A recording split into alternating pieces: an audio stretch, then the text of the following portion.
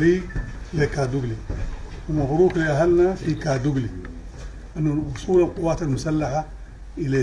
القوات المسلحة ستصل إلى أي مكان في السودان. الله أكبر. أنا والله أقدر أطمن أهلنا في كل مكان، في جنينة، في طينة، في أي مكان، أنه الجيش حيصلوا، القوات المسلحة يتصلوا.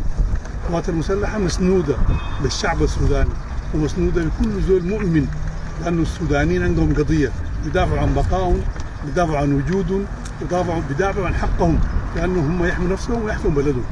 ما في أي قوة تستطيع أنها تقيف أمام هذه الأهداف. أهداف مشروعة، إحنا من حقنا كسودانيين نطرد كل زول أراد بنا شرا. أي زول أراد بالسودانيين شر قطع الشق هو إلى هلاك وإلى زوال. دعوة الهدنة في ردلية، أي هدنة، نحن عندنا في كلام واضح في أي هدنة، أي زول بيدعو لهدنة ونقول له والله نحن هدنة في ظل قطع الطرق وحصار المدن واحتلال المدن، هدنة بالنسبة لنا غير مقبولة.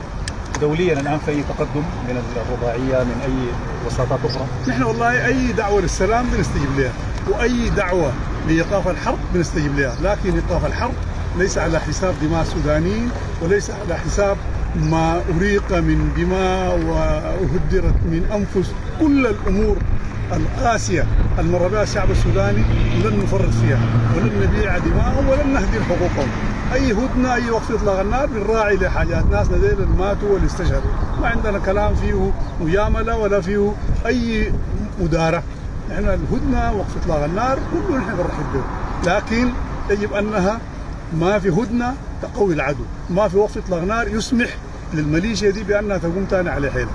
رسالة أهلنا في الفاشر وكل المناطق. نحن نقول لهم جايينكم، القوات المسلحة جاية والجيش جاي والمستنصرين والمشتركة والمواطنين كلهم جايين، كلنا مصممين على أن نخوض هذه المعركة ونخوضها بشرف ونخوضها بعزة، ما بذلة ولا بانكسار، وده حقنا، ونحن مصممين على أنه نسترجع ونسترد كامل. شكرا لك.